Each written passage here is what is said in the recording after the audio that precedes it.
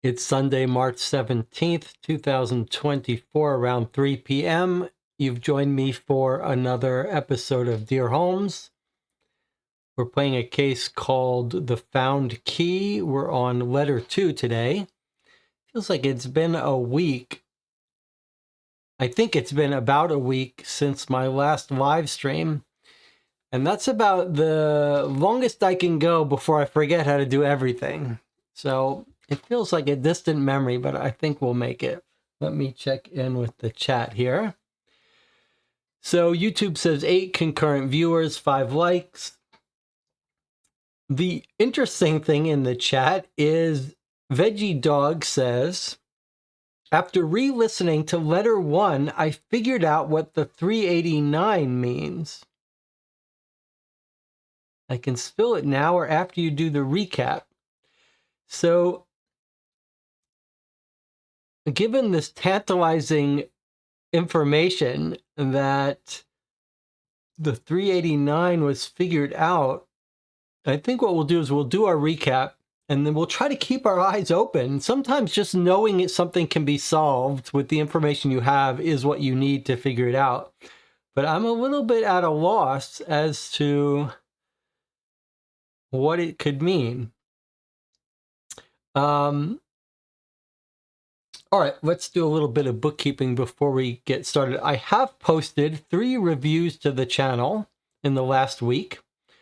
For some reason, they've caused the subscribers to drop. People have unsubscribed with each video. Normally that happens if when I posted my filming course, I posted like 10 videos and people dropped, started unsubscribing. Or if I post my OBS plugin videos, people unsubscribe. Like, this is not board game content, unsubscribe. It's a little weird this time because they were reasonable reviews of mystery games. So a little bit of confusion there, but that's okay. Those reviews were, we finished playing Mortem Medieval Detective and a little small box standalone expansion called The Shelter, which I reviewed and I loved. You can pick that up for like $15, $20 now. I highly recommend it. And I reviewed finally Mythos Tales, which we played through the entire box over the course of a year or so. And a fan case for Mythos Tale we played as well, which was good. And I posted my review of the Vandermis dossier and Medusa report. So you might want to check those out. If you didn't join us for the playthroughs, you might want to check those spoiler-free reviews out to see if they're games for you. If you did join us, you should go leave your thoughts on that review. Jonathan says that Jonathan is on a Discord. There are a couple Discords. There's one Discord for the Co-op for Two channel. You can find a link to that on the YouTube About page. But then there are a couple other Discords by people who hang out on the Co-op for Two Discord. And one of them is this group called the Perplexed Hunters. That's a puzzle playing group. They play some hard puzzles that require days to solve. And so Jonathan is just letting us know that they've wrapped up their latest puzzle. And then there's another Discord for Jonathan's book reading club, which I have not been following lately, but I should go back and check out. Okay, what else do we need to catch up on? I was thinking there are a couple new games that I'm curious to play. And one of them is this Medical Mysteries box here. And I was thinking maybe we would play that today after we finish the Dear Holmes. If people are interested in that, let me know in the chat. The other thing is I bought a new top-down camera to test.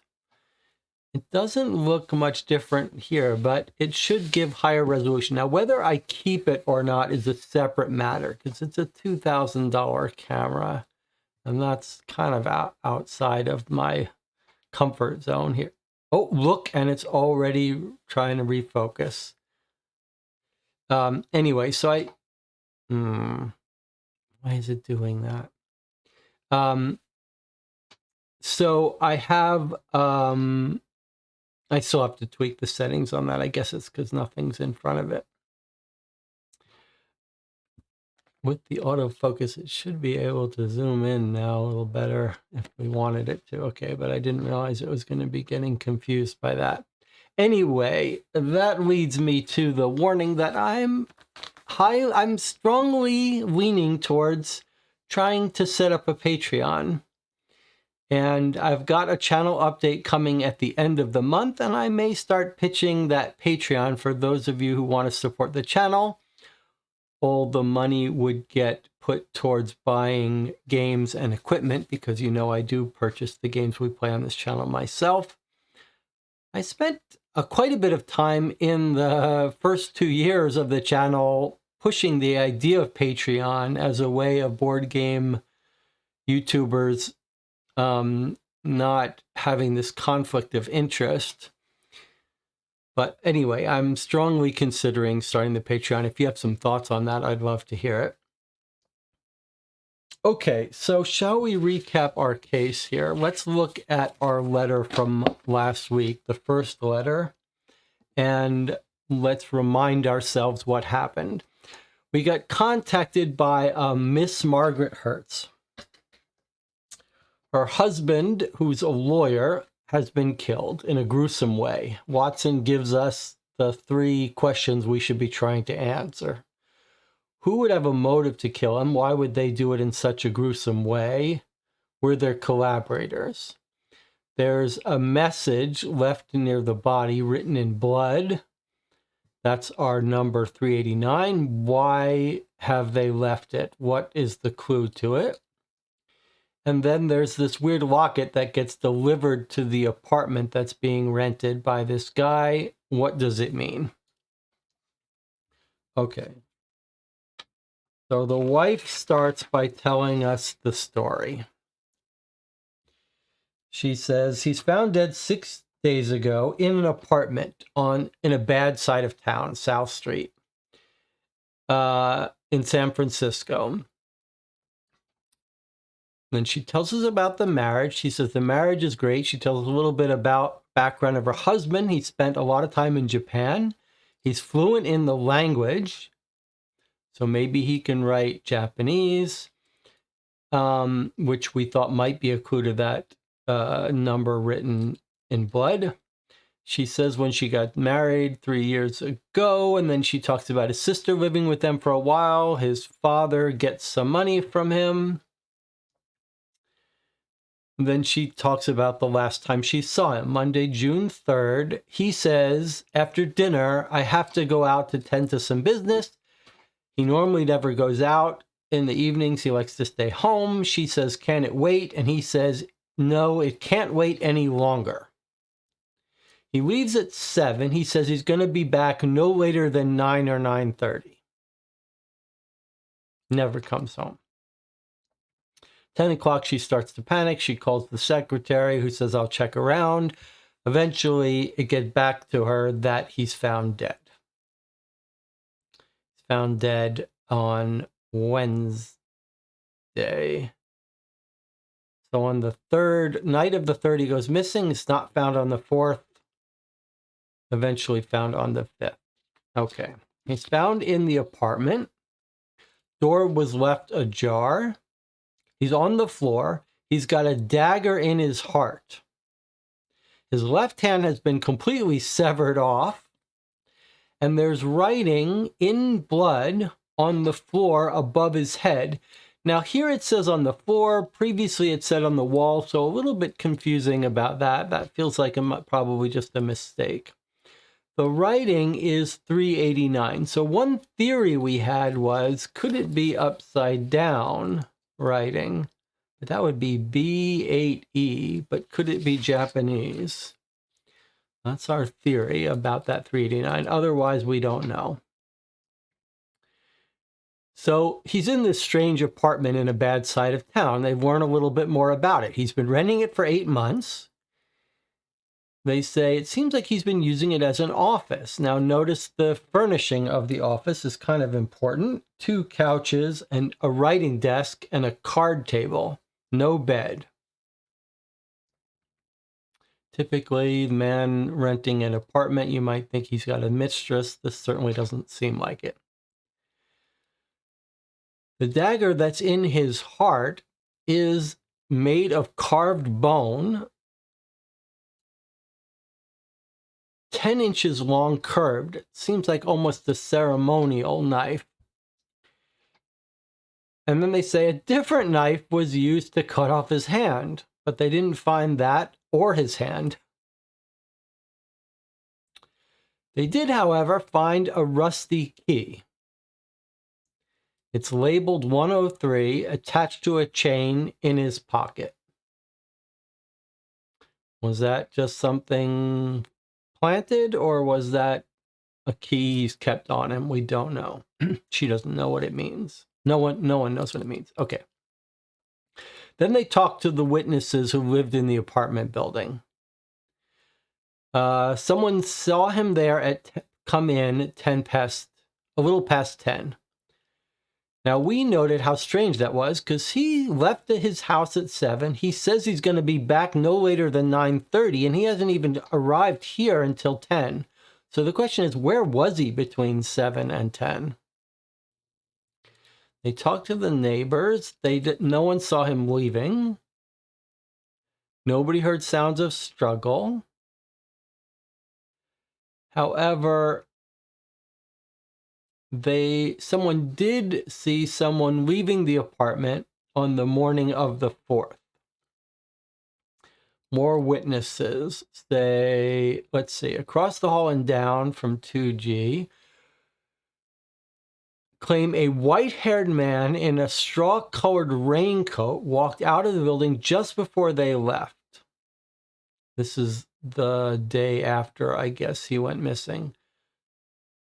They heard it creak shut. They're not 100% sure it was him. However, the other reason that they took note is that this guy they think they saw leaving the apartment wasn't Oriental, and everyone else who visits the apartment is.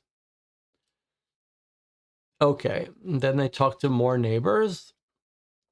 Most of them agree only Asians come and go. They always look the same, expensive-looking dark garments and gloves, coats with collars raised up, unpredictable times, always in groups of 2 or 3. Only the person directly across, who had better observation of the apartment, says there's only ever been 2 Americans using the apartment. We think one is our guy, the other we're not sure. But presumably, this guy is a white guy. The white-haired man. Remember, he's been renting this for 8 months. Okay, frequency unpredictable. All right. Our reading of this is that these might be Yakuza gangsters, Japanese gangsters operating out of San Francisco, which has a huge Asian community. Okay. And then more information about visitors to the apartment. Some weeks the apartment had visitors daily. Other times they would go a month without seeing anyone. Wife says, check with the law firm. Maybe they know about this rented apartment. They don't know anything about it. She says this is very strange because he wouldn't normally be caught dead in such a bad part of town. He'd want to impress his clients at his office. Then a weird thing happens. The person who discovered the body was actually delivering something. What were they delivering? A locket from a local silversmith. It's a fine silver chain, a square locket, engraved with the name Hertz, and a picture of some woman I've never seen. Wife says, I can't imagine he would be seeing another woman. He was very careful about keeping up appearances. And the locket and the number on the wall, 389, mean nothing to her.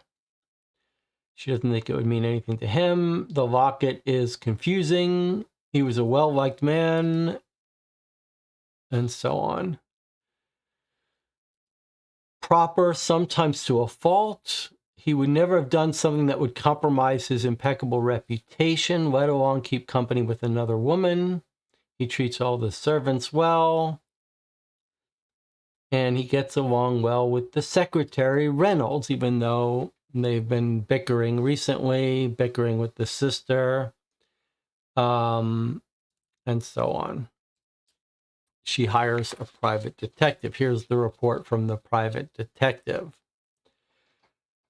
He says, well, the wife has portraying the relationship a little more rosy than it really is. The servants say they slept in the same bed, but they're not surprised that she doesn't have a kid, that she hasn't gotten pregnant. In other words, they're not really sleeping together. It was at this point that I realized that he's gay, probably having an affair with his secretary. We're told more about the secretary. He dresses impeccably.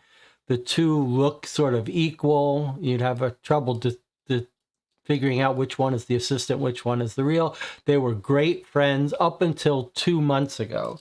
So 2 months ago, something went wrong between them. They talked to the accountant, who shed some light on this. The accountant says they had a fight, and the fight was over some financial thing. The secretary says to him, "You're a fool to deny it." And Cornelius says, "I've got nothing to hide. I'll agree to disclose the money, agree to declare them afterwards, the money." Okay. But the accountant doesn't know what it is. It's something about funds in Japan. This is our confirmation of our theory that he's dealing with Japanese mafia, and they're paying him in Japan. And Reynolds is saying, you're going to have to declare that income, otherwise IRS will come get you. And that may be what their fight is about. Secretary checks, accountant checks and doesn't see anything. Okay, I see my chat has disconnected, but it looks like my YouTube is still okay. Can someone in the chat let me know if I'm still broadcasting okay? And then another little hint that he's having a relationship with Reynolds, like they talk to the, I guess this is accountant, who says, poor Reynolds is, she stopped to hold back tears before correcting herself. Well, he was practically Cornelius's nurse. I think they're just saying they're awfully close. Back in these days, you wouldn't come out and say that they were an item, and maybe they didn't know it. Then we hear about the sister. This was the big breakthrough about figuring out he's gay. The sister is a student. She's been living in the house. While she's gone, he searches the man who's missing now, not missing, who's dead, search through her room, and they have a fight. And he says he found a letter, and he's complaining about the lies and vulgarity in the letter. They have a big fight. He kicks her out. This is where I realized with the letters about lies and vulgarity, she's writing to her father or something, telling her father that Hertz is gay and carrying on with his secretary. So he kicks her out. That's my theory. A little more on the fight. That's it. Okay, and then a little summary from the private eye about the key. He's upset that the wife is planning on describing the key in a reward letter for any information about the husband. Okay, so now the question now is whether anyone has anything to add to this, and did anyone pick up what Veggie Dog could have in mind when he says he's figured out what the 389 means? Now, our best theory was that this might be written in Japanese, but it doesn't look Japanese to me. If it's upside down B83, or if it's this way, I just don't see what that would be.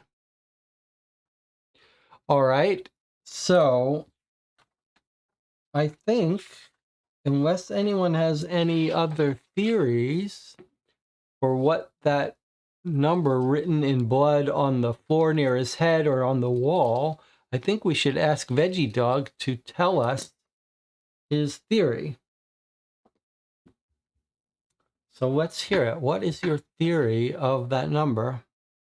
Veggie Dog seemed very convinced. Meanwhile, let me see if I can restart the chat here. When I say restart the chat, I just mean that I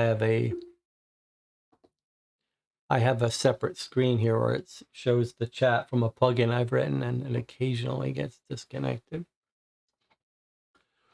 All right, let's hear what the theory of the number is. The only thing I can think of is that it's in Japanese.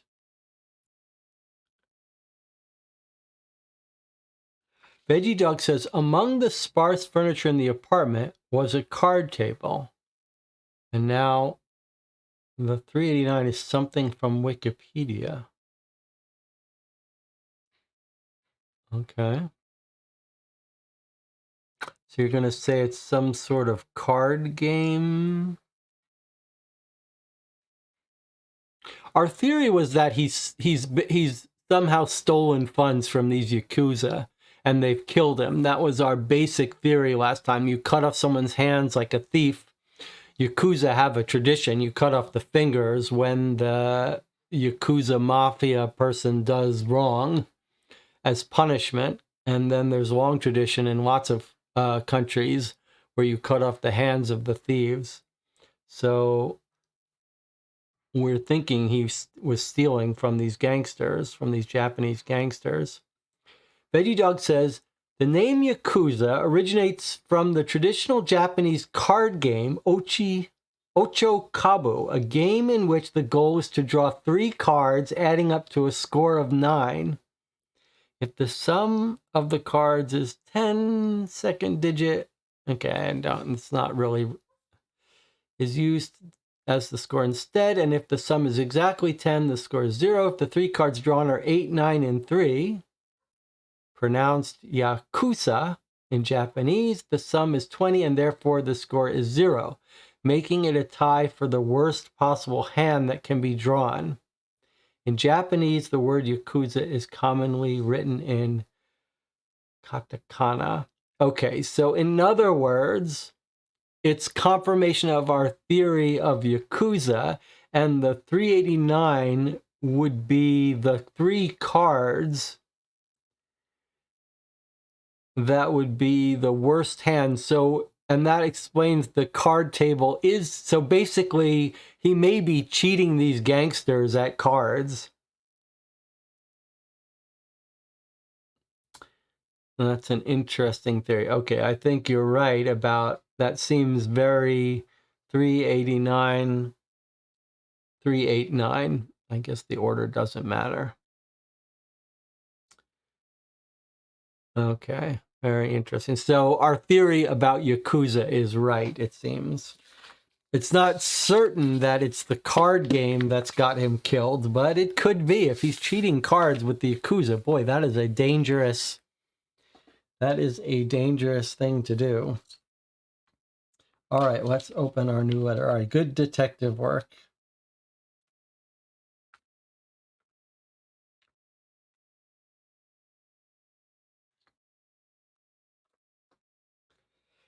All right, let's read our new letter. Let's see how long it's going to take the game before the game tells us that. Is it going to come in this letter or not? All right, looks like we're getting a letter from the wife on her letterhead. Cornelius and Margaret Hertz, 915 Lombard Street, San Francisco, California, June 13th.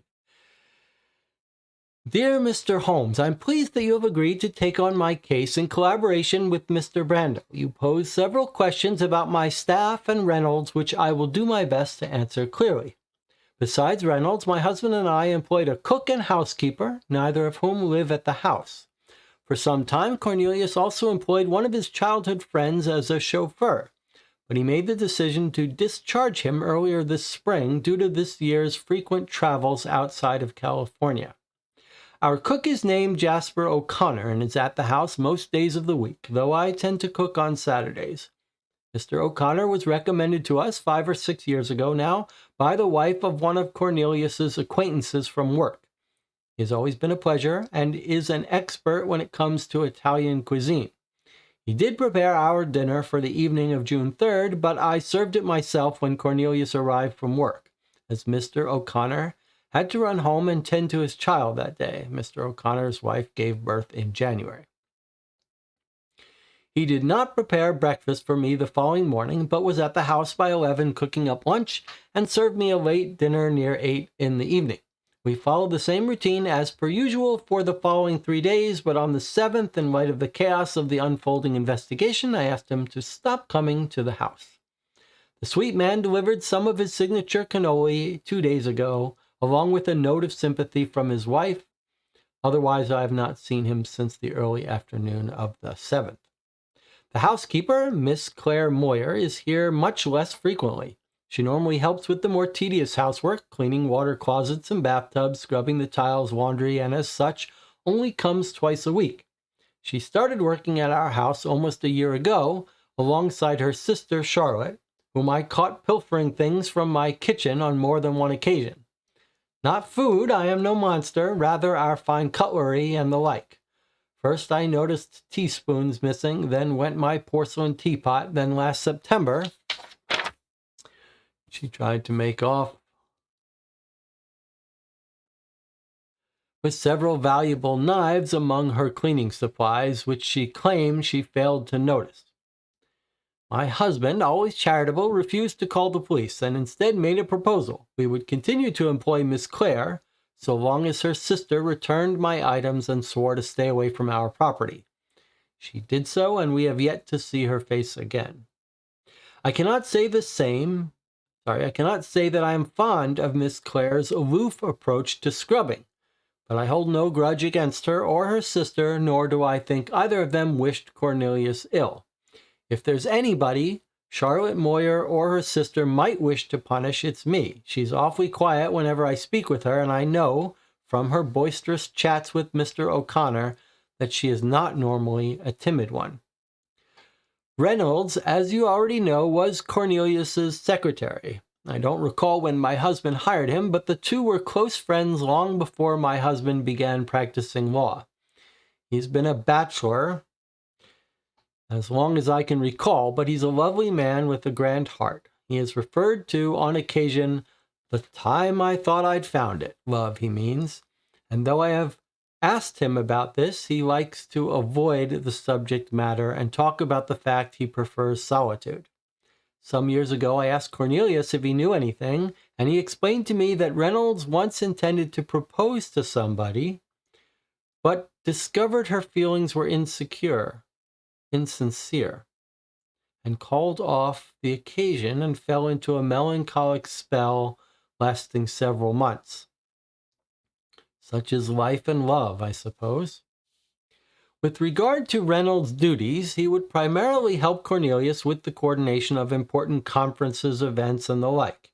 He also maintained Cornelius's office, all of his papers, contracts, and correspondence in proper order, and would often keep written records of my husband's conversations with major clients.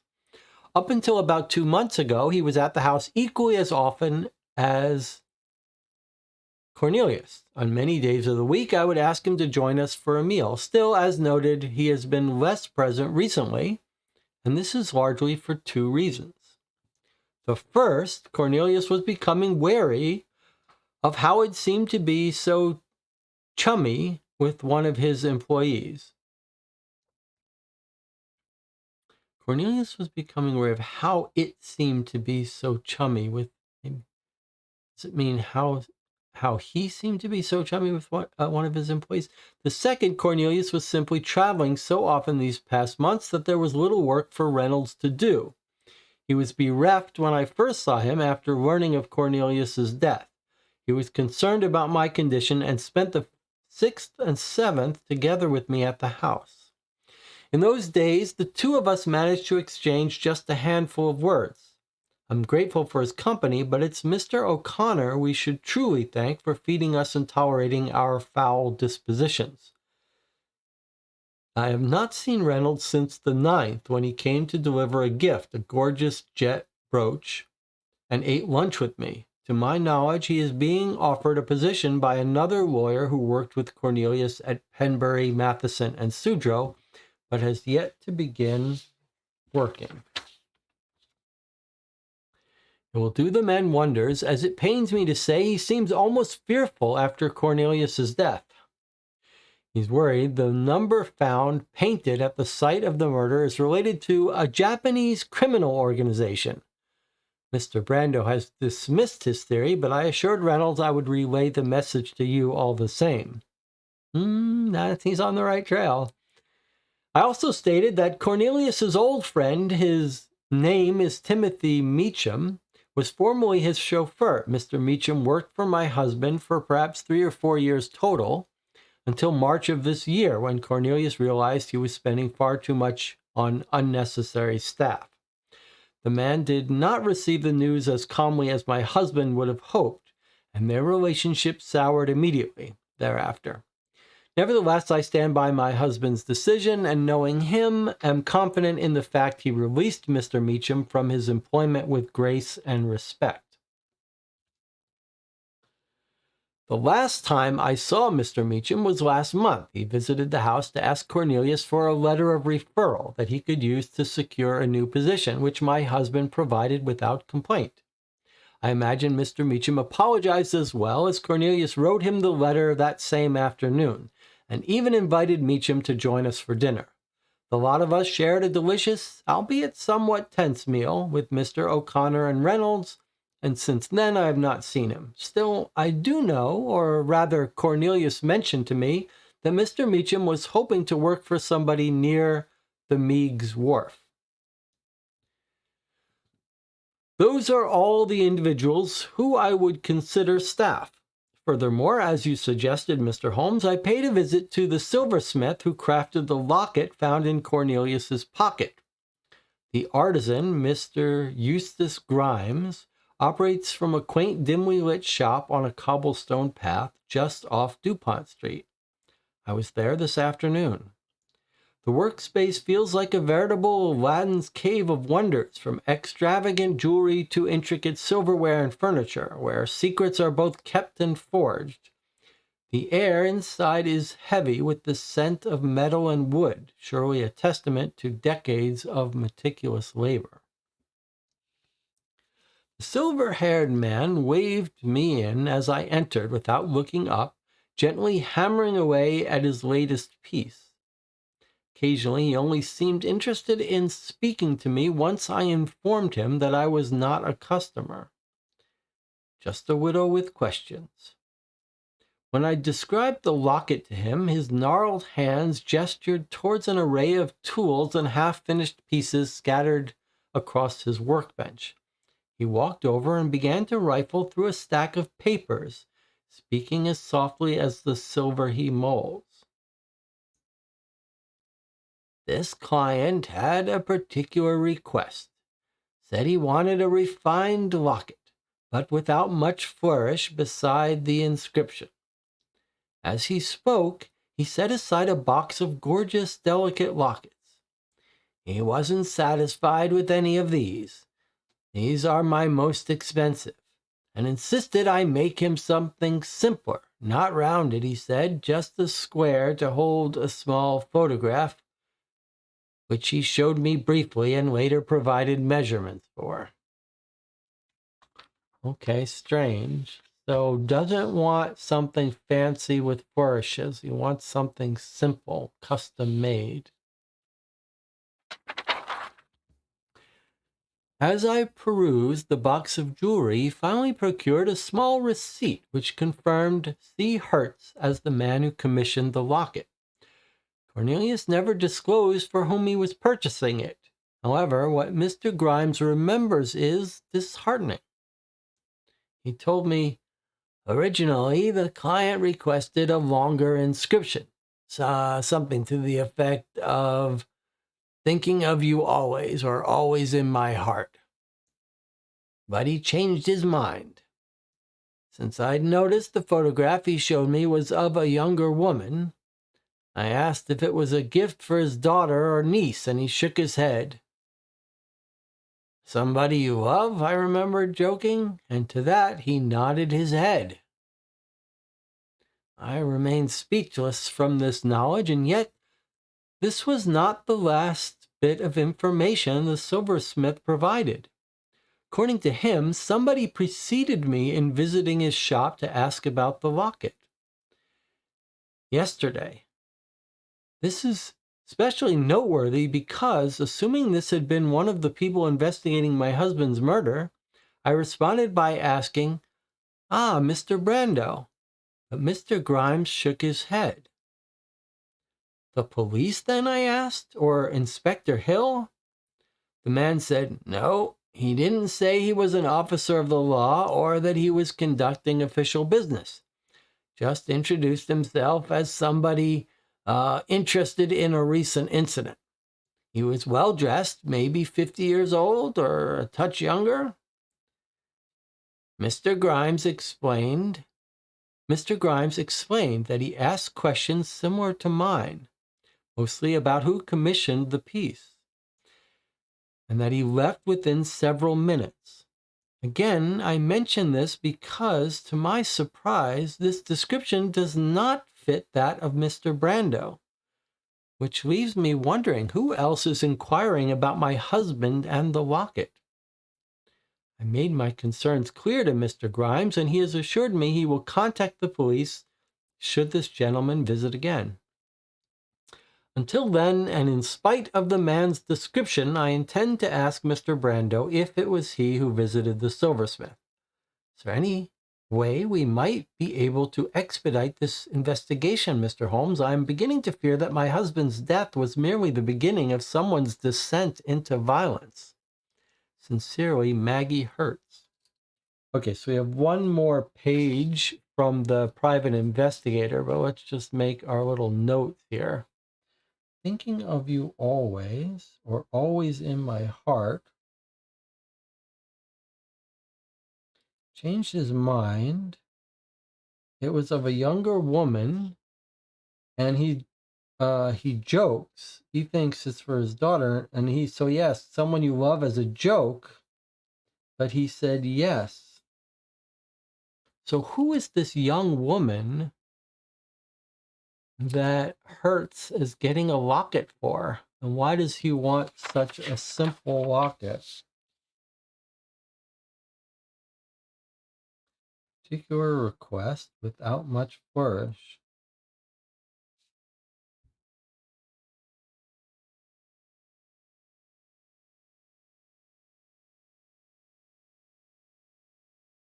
I mean, with all of the gender stuff in our modern age, you can't help but think, is it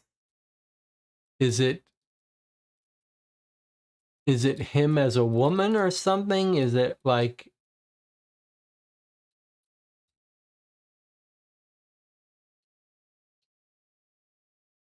I mean, if we're convinced he's gay, he shouldn't have a woman that he loves who he's related to. Could be his mother that he's having memory of. Not going to be his sister.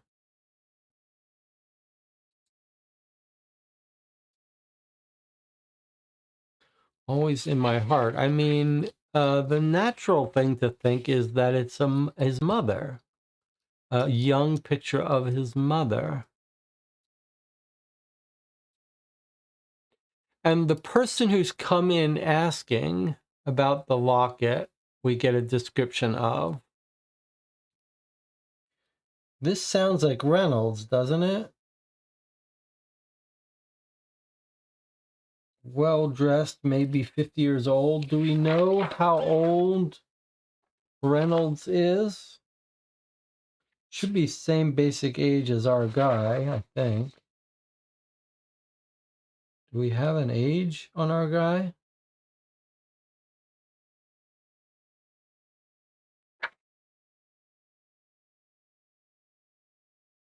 I guess an age on Reynolds is more what we want. But any theories about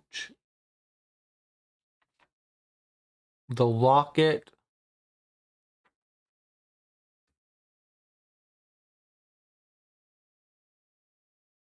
Always in my heart, thinking of you always. I mean, natural thing would be imagine a picture of his mother. The other option is that it's sort of like a cross-dressing picture.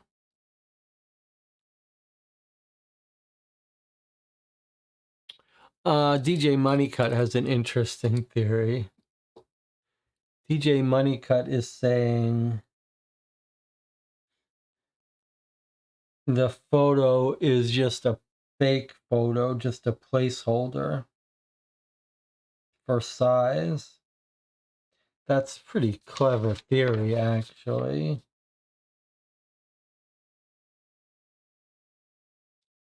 That's a pretty clever theory. So, in other words, the idea is that he's going to eventually put Reynolds' photo in here or something, but he needs something to show the size of the photo.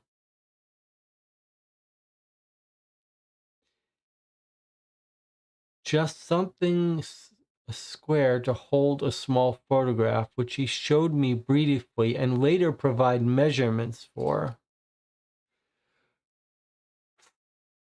That's a little weird, though, because this is now suggesting that he provided measurements. What? But did he not leave the photograph with him? Because when it arrives, it's got the...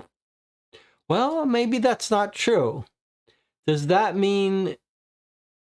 Yeah, because here we're told he gives the guy, he shows him the photograph, but doesn't leave it with him.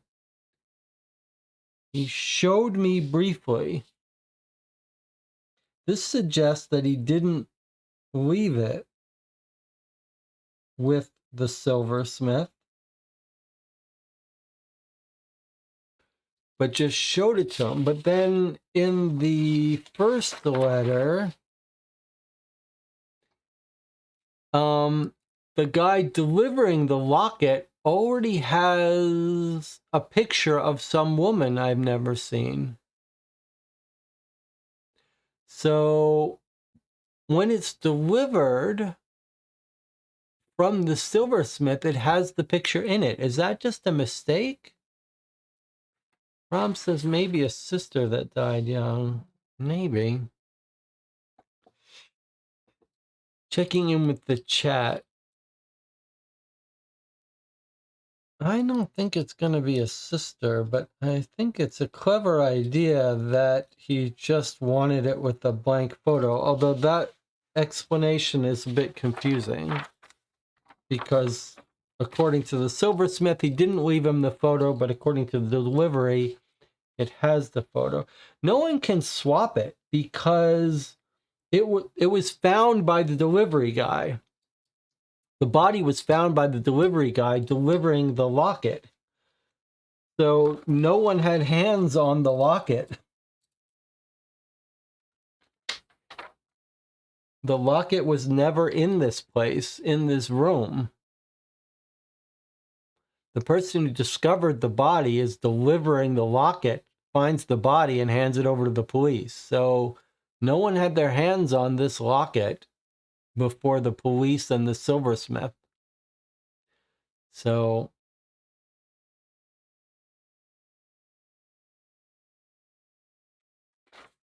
that's weird. Unless we're made to believe that it's just got a placeholder picture in it, like when you buy a photo frame. But that would be very confusing. Okay, let's read the last of the letters for today. From the PI working for Miss Hertz. Dear Mr. Holmes, I have two pieces of exciting news. Most importantly, we have discovered the origins of the key found in Cornelius Hertz's pocket. I humbly admit I was wrong to doubt Mrs. Hertz's call for information, for it is through her notice that we found the boarding house to which 103 Key belongs. In addition to this, we have located Amy Hertz, Mr. Hertz's sister, and she's agreed to return for further questioning. Mr. Bernard Nobikov, who runs the Powell Street boarding house, contacted Mrs. Hertz yesterday after reading her notice. She instructed him to pass along his message to me as well, which he did promptly after speaking with her. At first, he stated, I thought the man from the photograph looked like someone staying at my boarding house. Then I realized I was wrong, not the same guy, but then I kept reading and noticed the part about the key. I think that the 103 key belongs to my boarding house. Mr. Nobikov went on to explain how the occupant of his room 103, one Jason Phelps, has been staying at the house for almost 5 months. The Powell Street boarding house is near Meigs Wharf and mainly houses fishermen. Phelps, according to Mr. Nobikov, was a young man who came looking for a room in late February. I think he mentioned coming from Seattle. He wanted to move south where the weather was nicer. He was uneasy at first, but after some weeks, once he found work at the lumber warehouse, got settled in, he seemed pleased. Now here is what makes Mr. Nobikov's information unsettling. Nearly 3 weeks before Mr. Hertz was found dead, Phelps had requested a new key to his room, having lost the original. Nobikov gave him a replacement key the following day, and Phelps swore he would give him money for the lost one, and for the new lock he would have to install once he managed to save up more of his pay from the warehouse. On June the 1st, Phelps said he would soon have enough money and that he would pay before the morning of the 8th. Nobikov has yet to receive payment as he last saw Phelps on June the 5th. This information was corroborated 2 days ago by a number of individuals at the saloon across from Nobikov's boarding house. When I paid a visit, its bartender and several local fishermen confirmed that Phelps was often seen there late in the afternoon after the fishing day was done. And again, here the story grows stranger.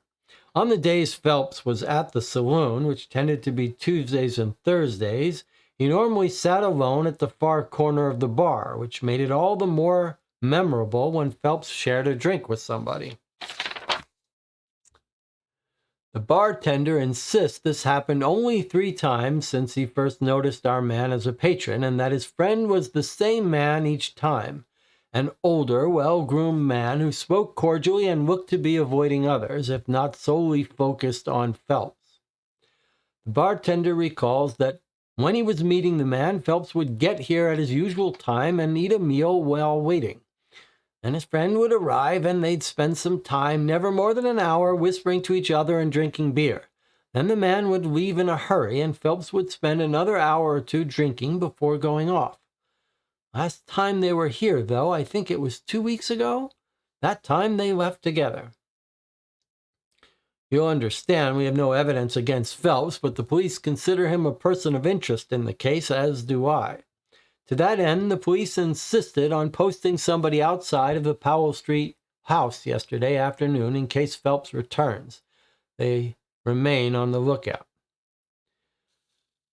The second piece of news I have concerns Hertz's sister. The police have been corresponding with her for a day or so as she immediately contacted them after arriving at Royal Victoria College and hearing the news about her brother. It appears that, on a whim, Miss Hertz decided to visit friends in New York City before returning to Montreal, thus delaying her arrival. According to Inspector Ernest Hill, whom I spoke with earlier today, Miss Hertz was outraged to learn of the death, but forthcoming in acknowledging the conflict between herself and the deceased. She has admitted to a quarrel involving a letter Cornelius found, but we have yet to learn any other details. The inspector says she is expected at the station for questioning by this Sunday evening, so I will attempt to interview her myself in the subsequent days. I anticipate she'll be glad to share her knowledge of any odd circumstances in which her brother might have found himself. This, I'm forced to admit, constitutes my latest intelligence. The white-haired man continues to elude me and the police. I gather, and in spite of what we have learned, my research has unearthed little regarding the number 389. There are no notable addresses or businesses nearby that one might associate with the number, nor do I understand how the numbers might represent a greater, more significant message. The only trail I'm pursuing, I'm ashamed to say, is based on an advertisement I saw in the newspaper today. It appears that a one-of-a-time, exquisite full-sized harp is available for purchase for a limited time only at Sherwin Cray and Company for precisely $389. The musical store, some 10 minutes from Lombard Street, was closed and empty on my arrival earlier, but I will pay them a visit tomorrow morning and most definitely will keep you informed. Okay, well, we figured out the 389 thanks to Veggie Dog, and it confirms our Yakuza story. All right, well, let's review this. We got some interesting information. They found out where the key goes. Belongs to a boarding house and someone named Jason Phelps, who's been staying at the house for 5 months.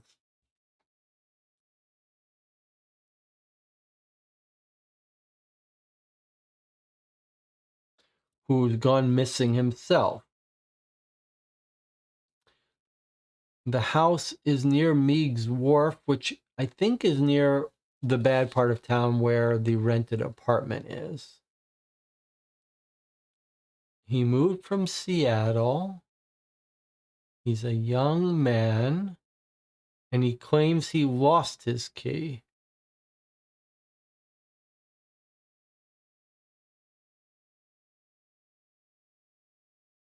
So it seems like this is a gay young man who's hooked up with our dead guy. It sounds like, right? That they're sleeping together. Do you think this guy is the person in the locket?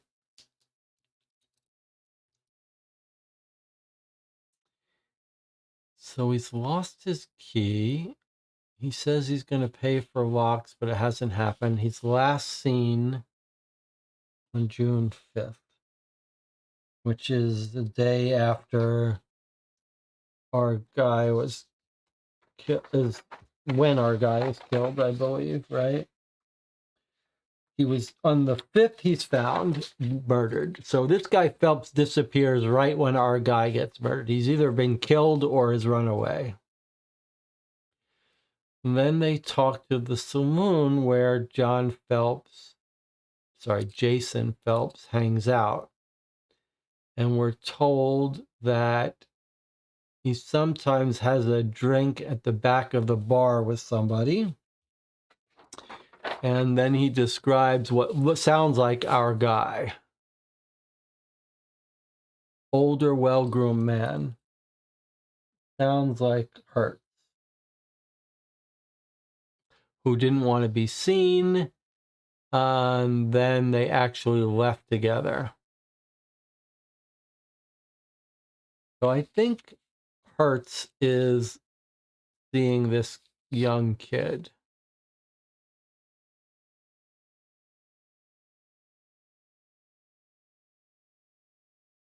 And then just red herrings about the sister. So I guess my question is this young man the woman in the locket?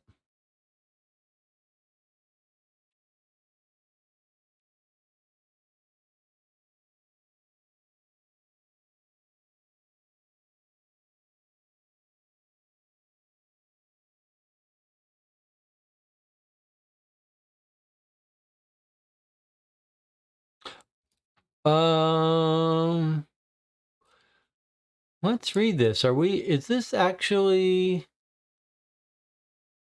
origins of the key? He says, I thought the man from the photograph. I thought the man from the photograph looked like someone staying at my boarding house. What photograph?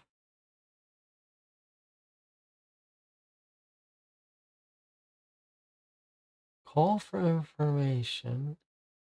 What photograph? Did she put, like, what I want to know is, did she put a photograph of the locket in the paper? Did he think the girl looked like this guy? Where does she describe what she wants to put in the paper that he's not happy with? Here's our first letter. She wants to announce a reward. She's included detailed description of the key. I don't hear anything about a photograph.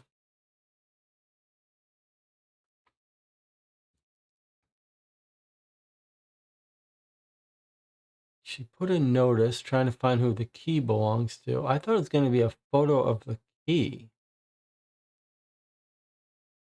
I thought the man from the photograph looked like someone. Then I realized I was wrong. Not the same guy. What photograph?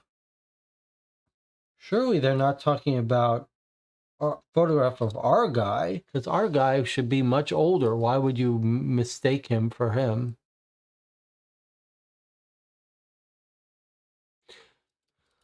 Although maybe it's a photograph of the dead guy and it's just because this guy's missing that he thought might be him.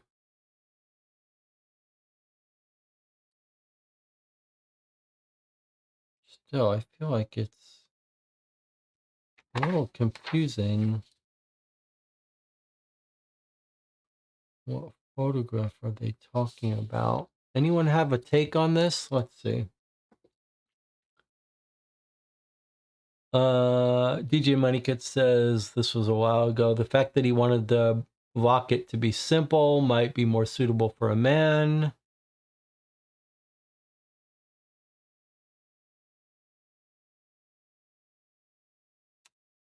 Rob says it doesn't add up. It sure sounded like the locket guy never had the photo. So was there really a photo in the locket when it was delivered?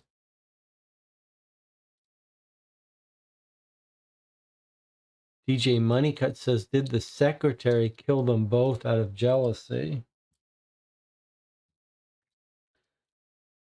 It would be pretty crazy to write the number 389 if it wasn't Yakuza. I think it's just going to be a... I think we're going to find that our guy was killed by Yakuza. The only question is, what's the relationship with this John Phelps guy? And is John Phelps the guy who's cheating the Yakuza, not our guy Hertz?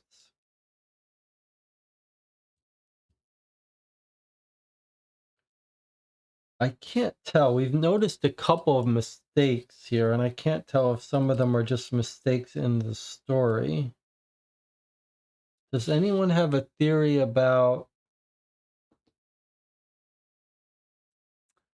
this photograph part?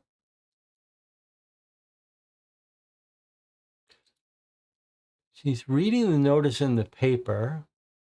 He says he saw a photograph and he kept reading and he noticed the part about the key. So he's reading the notice that our woman puts in the paper.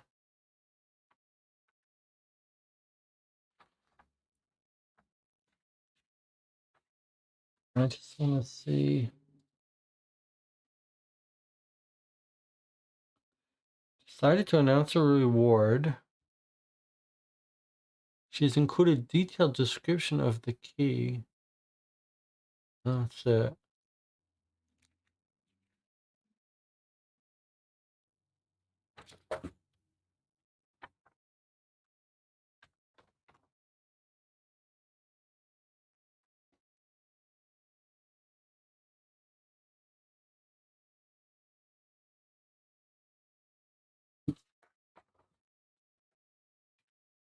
Rob says, my guess is the photograph is of the murder victim.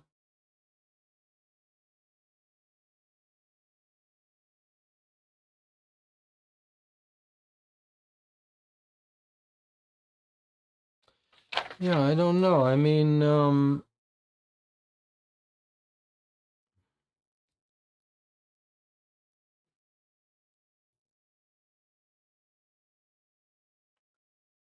you could imagine that if she's putting a notice in the paper about the key, she might be saying, like, do you recognize this woman in the locket or do you recognize the key? Because those are the mysteries to her. But hard to know.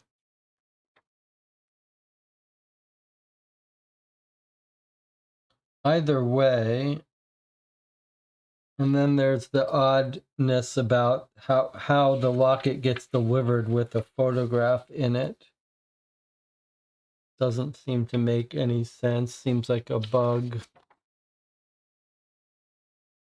Can you imagine if you're working this case and like it's all you're focusing all your efforts into like the photo in the photo frame, and then at the end after like weeks you discover it's like a store filler photograph. It has it's no one involved in your case, it's just a placeholder.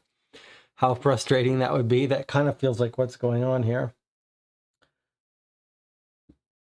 So it does seem like our basic theories are confirmed, that our guy is having an affair, but not with Reynolds, with this other young guy who's staying nearby. He has a key so he can visit him. And remember, we wondered, where is he between 7 and 9?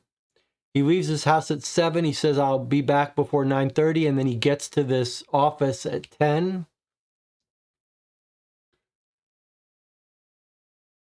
Where was he? Well, now I think we know. He went to visit this kid, this young boy that he's having an affair with. I think maybe this Jason Phelps, might be might be stealing from the gangsters, and he's going to let him go. Like he says, I have to put it off for too long. So is he breaking up with this guy Phelps because Phelps is robbing people?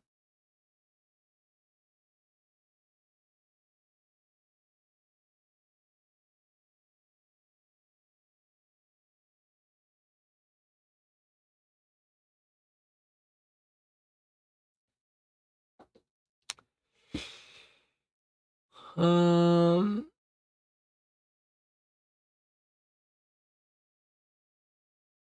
if it was the photograph of the victim, maybe it's a clue that the tenant is looking similar to the murder victim.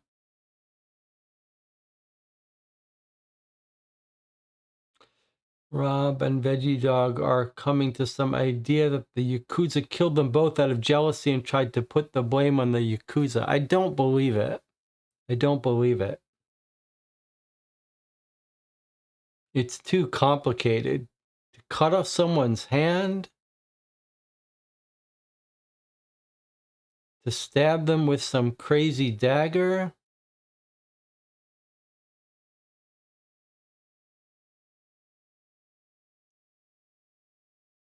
It seems. DJ Moneycut says, is it possible Yakuza chopped off the hand and someone else stabbed his heart with the dagger? A 10-inch bone-handled blade? It doesn't feel right. It feels like that's all Yakuza. The death is all Yakuza. And also, Reynolds, I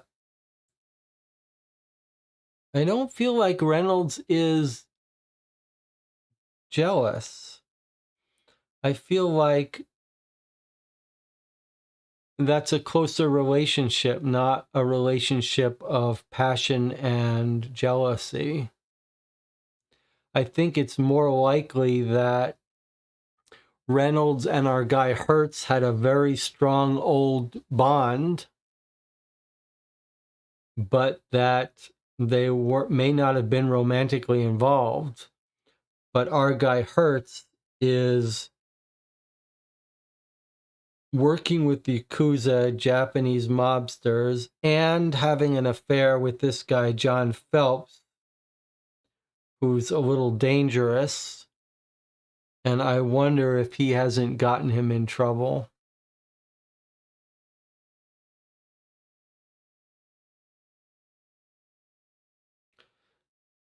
I'm wondering if the locket is a picture of John Phelps as a woman.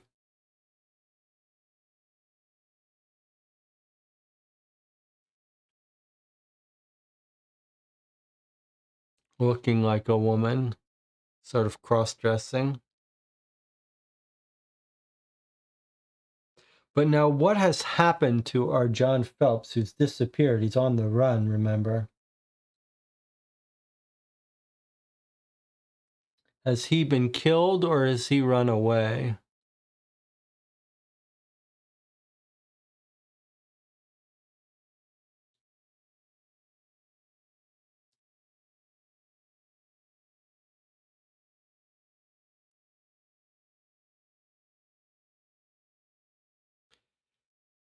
Rob is convinced that Reynolds has killed them out of jealousy. It's an interesting idea. I just don't believe it. It's too complicated, don't you think? I mean, I understand the logic of your idea.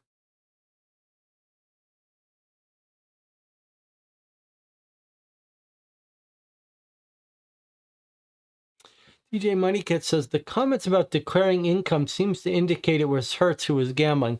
I don't think that's quite right.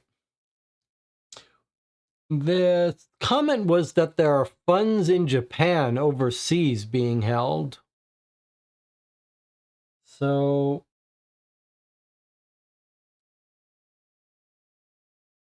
or that Hertz is gambling and winning the money and keeping it overseas. But is he cheating them? That seems more likely. And I'm wondering if Phelps is helping him cheat.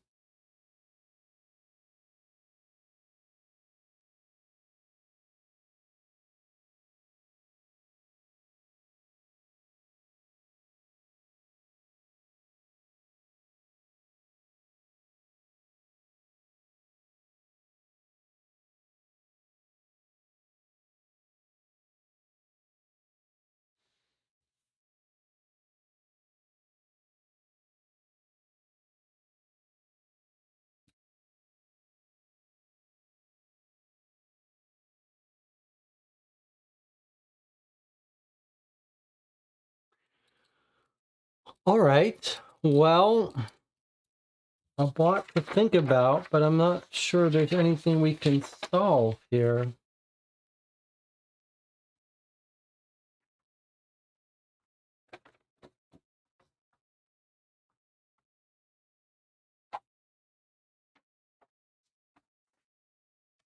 Do you think he gave the key to Hertz, or did Hertz steal it?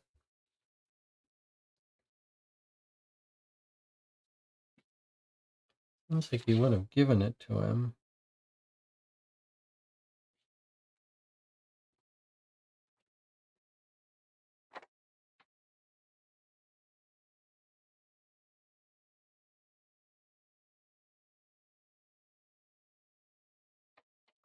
Did you notice this? Did you notice that the silversmith is a silver-haired man?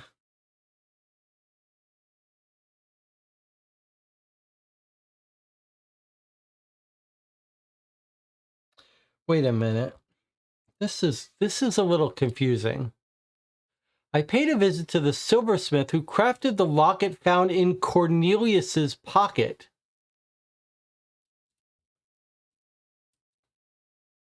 So is the locket found in his pocket, or is it by the delivery man? What's going on here?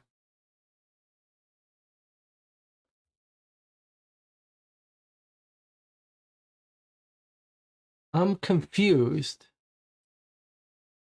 Here, the locket is in his pocket already.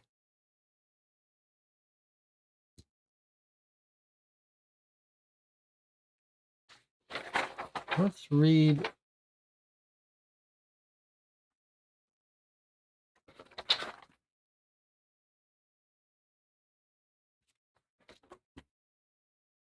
Let's read how the body was discovered again.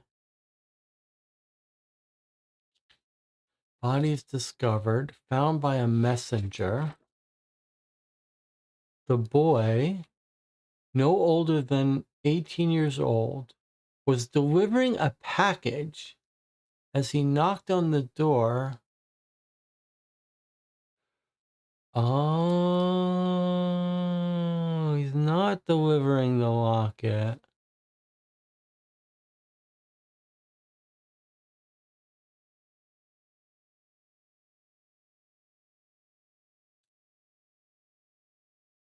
Well, that changes everything. I don't know why I was so sure of that. Why was I so sure that the delivery boy was the locket?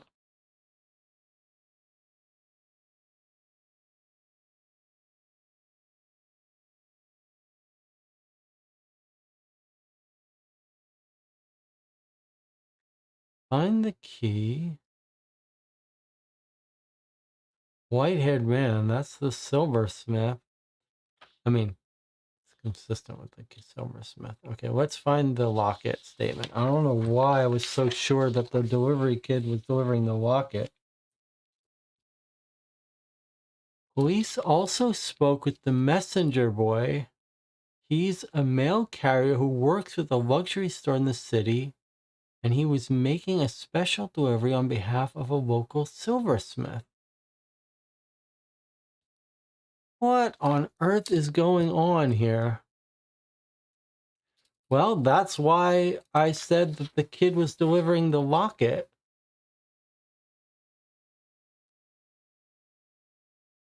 What is going on? Is this case just bugged, or is there something that's being misunderstood here?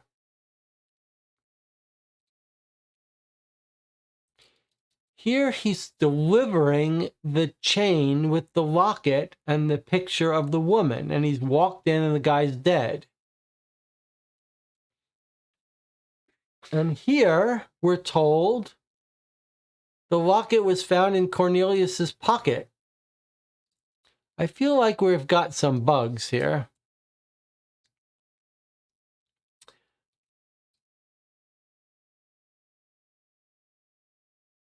Yeah, I feel like we've got some bugs.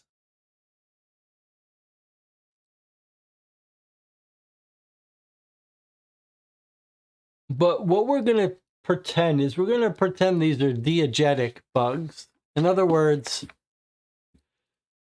these are witness statements. They misunderstand things. They get things wrong. It's not surprising that the wife somehow thinks that the locket was found in his pocket when she's misunderstood. So it's not a deal breaker for us.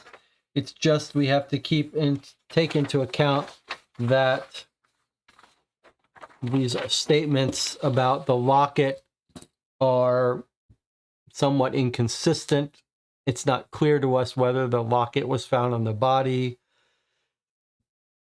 You could imagine a scenario where they robbed him, taken the locket. I'm not sure.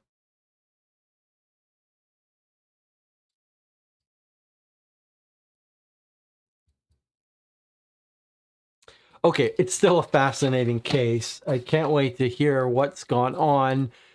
Sounds like we've got two major theories. One is that the Yakuza have killed him. The other is that Reynolds has killed him out of jealousy and trying to make it look like it's Yakuza. And then for the locket, I guess our theories are that it's his mother or it's a picture of this young man that he's fallen in love with. But the fallen in love with the man seems to be belied by the fact that he says something is overdue. But I do believe we know that's where he's gone.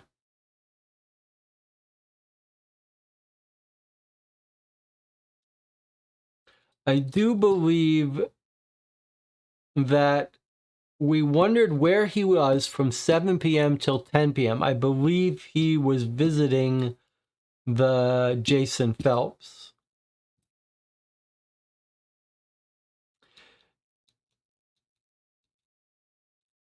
EOJ Anderson says, perhaps the delivery boy is Phelps. That's a fun idea, but we're told specifically that the boy is an 18-year-old delivery boy, so it's not like it's someone claiming to be a delivery boy. It sure sounds like they're sure of it.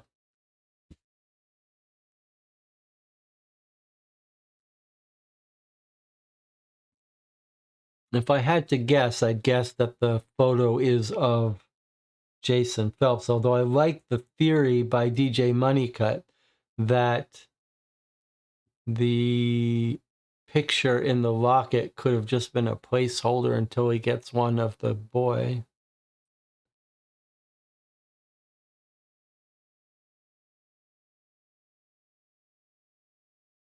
Of the Jason Phelps.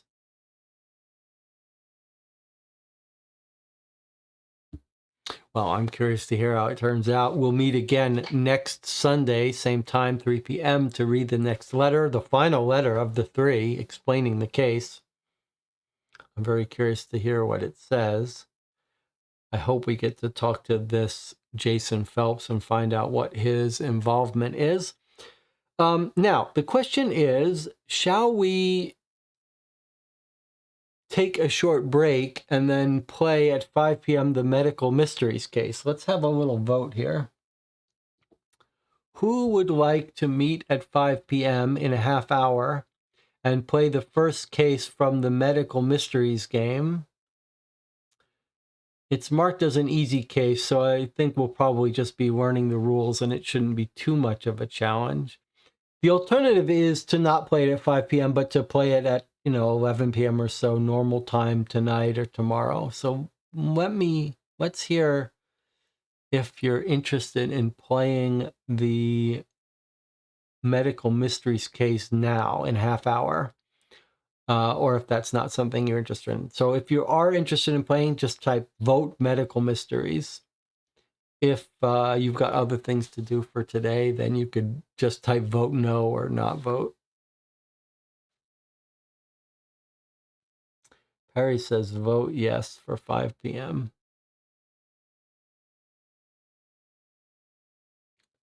Sarah also wants to play medical mysteries at 5 p.m.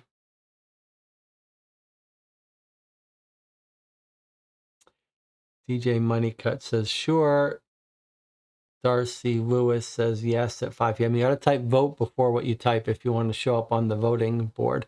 Okay, so it looks like we're going to be playing medical mysteries at 5 p.m. So we can just stop right here. All right, so we're going to sign off here. We're going to, in the interim between now and 5 p.m. Central Standard Time, which is a half an hour from now, I'll put up the new YouTube stream. So I'll see you in a half hour. We'll open up the medical mysteries box. We'll take a look at it. We'll see what it's all about. And we'll play the first case. So I'll see you at 5 p.m. in 30 minutes.